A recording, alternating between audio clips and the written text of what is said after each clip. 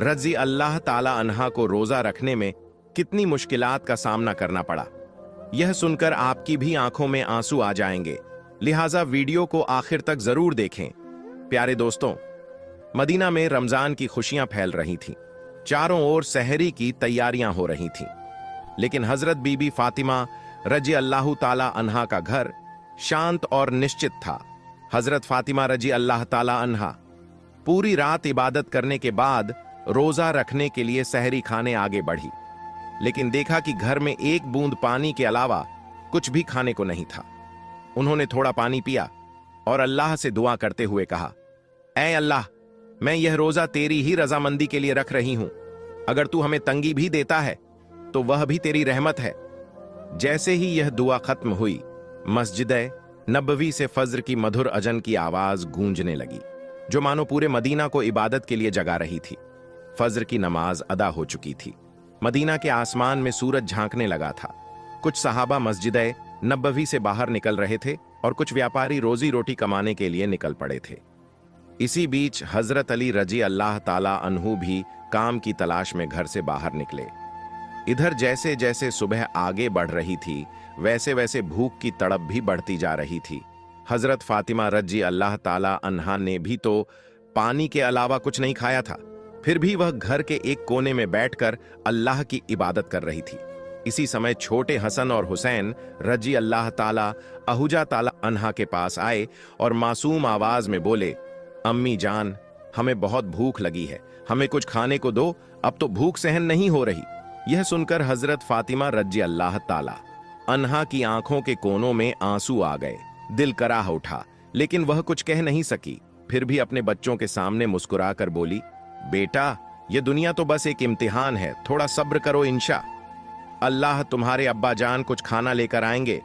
यह सुनकर छोटे हसन और हुसैन रजी अल्लाह ताला अन्मा खुश होकर वहां से चले गए, लेकिन बेचैनी से इफ्तार का इंतजार कर रहे थे। हजरत फातिमा रजी अल्लाह ताला अन्हा को भी बहुत तेज भूख लग रही थी। सिर हल्का झंझना रहा था। तब उन्होंने अल्लाह से दुआ की, ऐ अल्लाह, तू ही हमारा रिज्क देने वाला है। ऐ अल्लाह, हमें रिज़्क़ अता फरमा, हमारे बच्चों को तकलीफ सहने की ताकत दे। ऐ अल्लाह, हमारे ईमान को मजबूत रख। इस कठिन परीक्षा के बावजूद उनके दिल में ना कोई शिकायत थी, ना कोई मायूसी, बस सब्र और अल्लाह पर भरोसा था। इधर हजरत अली रजी अल्लाह ताला अन्ह को अब तक कोई काम नहीं मिला था। सूरज धीरे धीरे आसमान के बीचों बीच पहुंच चुका था। चल चिल्लाती धूप और गर्मी की तपिश मदीना की जमीन को जला रही थी। लेकिन जैसे ही हजरत अली रजी अल्लाह ताला अन्हु घर की याद आई, उनकी आंखों में आंसू आ गए। आखिरकार हजरत अली रजी अल्लाह ताला अन्य एक सहाबी के घर गए और सलाम करके बोले, भाई, हमारे घर में खाने को कुछ भी नहीं है, क्या आप मुझे कोई काम दे सकते हैं? तब उस सहाबी ने कहा, या अली, अल्लाह की कसम, अगर मेरे पास कुछ होता तो मैं जरूर तुम्हारे लिए रखता, लेकिन मेरे घर में भी कई दिनों से चूल्हा नहीं जला, मैं भी भूखा हूं। यह सुनकर हजरत अली रजी अल्लाह ताला अनहद स हो गए। फिर उन्होंने सहाबी को तसल्ली देते हुए कहा, निश्चित रूप से अल्लाह कोई ना कोई रास्ता बनाएगा। इसके बाद वह फिर से काम की तलाश में निकल पड़े। कुछ दूर जाने के बाद उनके दिल में ख्याल आया कि शहर के किनारे एक अमीर व्यापारी रहता है, अगर मैं उसके पास जाऊं तो शायद कोई काम मिल जाए। यह सोचकर वह उस अमीर व्यापारी के घर की ओर बढ़ने लगी। अल्लाह ताला अनहुक घर लौटने का इंतजार कर रही थी। उनकी आंखें करुण से भरी हुई थीं। ठीक उसी वक्त छोटे हसन और हुसैन रजी अल्लाह ताला अन्मा भूख की तड़प सहन न कर सके और धीरे धीरे अपनी मां के पास आकर मासूम आवाज में फुसफुसाए, अम्मी जान, अब्बा जान कब घर आएंगे? यह सुनकर हजरत फातिमा रजी अल्लाह अन्हा का दिल दर्द से भर उठा। उनकी आंखों में आंसू चमकने लगे, लेकिन फिर भी उन्होंने अपने बच्चों को दिलासा देते हुए कहा, बेटा, थोड़ा सब्र करो, यकीनन अल्लाह हमारी मदद करेगा। इधर हजरत अली रजी अल्लाह ताला अन्हु उस अमीर व्यापारी के घर पहुंचे और सलाम करके बोले, भाई, क्या आपके पास कोई काम है? मैं काम करना चाहता हूं।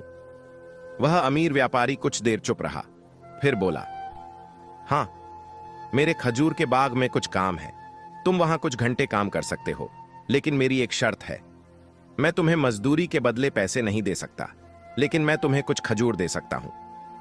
हजरत अली रजी अल्लाह ताला अन्ह को अपने घर की भूख और मुश्किलों का ख्याल आया, जिससे उनका दिल कांप उठा और आंखों में आंसू आ गए। उन्होंने तुरंत इस काम को करने के लिए हामी भर दी। इसके बाद हजरत अली रजी अल्लाह ताला अन्ह खजूर के बाग में काम करने लगे। मालिक के आधे हुक्म से भी पहले उन्होंने सारा काम अकेले पूरा कर दिया।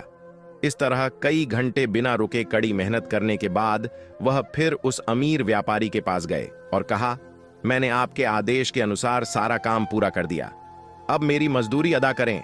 तब उस अमीर व्यापारी ने कुछ खजूर हजरत अली रजी अल्लाह ताला अन्हु हाथों में रख दिए। खजूर पाकर वह बहुत खुश हुए और तुरंत अल्लाह का शुक्र अदा करते हुए बोले, ऐ अल्लाह, तू ही हमारा रिजक देने वाला है। अगर तू हमें आजमाना चाहता है तो हम सब्र करेंगे, लेकिन हमारे ईमान को मजबूत रख। यह कहते हुए वह तेजी से घर की ओर रवाना हो गए। इधर जब हजरत अली रजी अल्लाह ताला अन्ह घर के करीब पहुंचे, तब मदीना का आसमान गहरे लाल रंग में रंग चुका था। सूरज पश्चिम की ओर झुक रहा था और चारों ओर इफ्तार की तैयारियां चल रही थीं। उसी वक्त थके हुए जिस्म के साथ हजरत अली रजी अल्लाह ताला अन्ह घर में दाखिल हुए और उसी वक्त मस्जिद नबी की अजान की आवाज दूर से गूंजने लगी। घर में लेकिन फिर भी घर अल्लाह की रहमत से भर गया। सब एक साथ इफ्तार के लिए बैठे। हजरत हसन और हुसैन रजी अल्लाह ताला अन्हुक दो दो खजूर दिए गए। हजरत अली रजी अल्लाह ताला अनहर लिए और हजरत फातिमा रजी अल्लाह ताला अन्हा ने भी 2 खजूर लिए। जैसे ही वे इफ्तार करने वाले थे, तभी एक भिखारी बाहर खड़ा होकर कहने लगा, माँ, मैंने पूरा दिन कुछ नहीं खाया, भूख की पीड़ा अब और सहन नहीं हो रही, कृपया मुझे कुछ खाने को दें। हजरत फातिमा रजी अल्लाह ताला अन्हा का दिल बहुत ही नरम और दयाल था। उन्होंने अपनी तकलीफ की परवाह किए बिना कहा, ऐ मेरे सरताज, हमारा इफ्तार इस भिखारी को दे दीजिए। हजरत अली रजी अल्लाह ताला अन्ह ने पूछा, फातिमा, फिर तुम क्या खाकर इफ्तार करोगी? हजरत फातिमा रजी अल्लाह ताला अन्हा ने मुस्कुराकर कहा, मैं सिर्फ पानी पीकर इफ्तार कर लूंगी। हजरत अली रजी अल्लाह ताला अन्ह यह सुनकर भावुक हो गए। फिर सबने अपना इफ्तार दे दिया और दुआ की, ऐ अल्लाह, ऐ मेरे रब, हमारे रोजे को कबूल फरमा। अगले दिन रोजा रखने के लिए हजरत फातिमा रजी अल्लाह ताला अन्हा ने पानी पिया। फिर सुबह के वक्त हजरत अली रजी अल्लाह ताला अन्ह कुछ आटा इकट्ठा करके घर लाए। हजरत फातिमा रजी अल्लाह ताला अन्हा ने उस आटे से कुछ रोटियां बनाई। दिन बीत गया और इफ्तार का वक्त आ पहुंचा। हर तरफ इफ्तार की तैयारियां और खुशी का माहौल था, लेकिन हजरत फातिमा रजी अल्लाह ताला अन्हा का घर सादगी से भरा था। उन्होंने भी रोजा रखा था, लेकिन घर में सिर्फ कुछ रोटियां और पानी के अलावा कुछ भी नहीं था। फिर भी इस घर में सब्र और सखावत का अनोखा मंजर देखने को मिला। छोटे हसन और हुसैन रजला ताला अनमा और हजरत अली रजी अल्लाह ताला अनहर वापस आए। सबने एक साथ इफ्तार करने के लिए बैठने की तैयारी की। हर किसी को सिर्फ 2-2 रोटियां दी गई। जैसे ही वे खाने वाले थे, तभी बाहर से एक फकीर की आवाज आई, या अहल उल बैत, मैं 3 दिनों से भूखा हूं। मैंने सुना है कि तुम अल्लाह की राह में देते हो। अगर तुम्हारे पास कुछ खाने को हो तो मुझे भी दो। मैं भूख की शिद्दत सहन नहीं कर पा रहा। इन रोटियों को इस भूखे इंसान को दे दीजिए। हजरत अली रजी अल्लाह ताला अनहर, तुम क्या खाओगी? हजरत फातिमा रजी अल्लाह ताला अन्हा ने मुस्कुराकर कहा, अगर मुझे भूख लगती है तो वह भी तो भूख की तकलीफ में तड़प रहा है। हम इस दुनिया के सुख के लिए पैदा नहीं हुए। यह सुनकर हजरत अली रजी अल्लाह ताला अन्ह ने अपने हाथों से इफ्तार की सारी रोटियां उस भूखे इंसान को दे दी और कहा, हमारा तो बस एक ही फर्ज है, अल्लाह की राह पर चलना। फिर हजरत अली रजी अल्लाह ताला अन्ह ने देखा कि हजरत फातिमा रजी अल्लाह ताला अन्हा के हाथ में सिर्फ पानी के अलावा कुछ भी नहीं था। ऐ फातिमा, यह देश ऋणी है महाराणा सांगा के 80 रही हो, खुद भूखी रहकर दूसरों को खाना खिला रही हो। अल्लाह तुम्हारे इस सब्र को कबूल करेगा।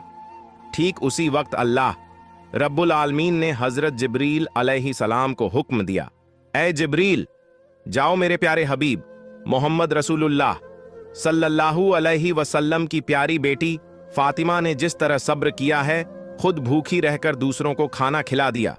अब उनके घर में खाने को कुछ भी नहीं है, तुम जन्नत से उनके लिए खाना लेकर जाओ।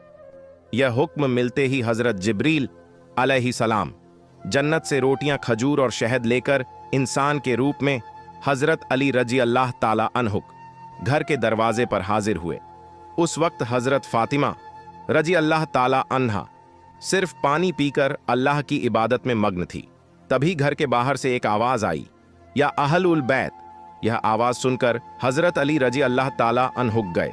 जब उन्होंने घर से बाहर निकलकर देखा तो वहां एक नूरानी आदमी खड़ा था जिसके हाथ में एक बर्तन था।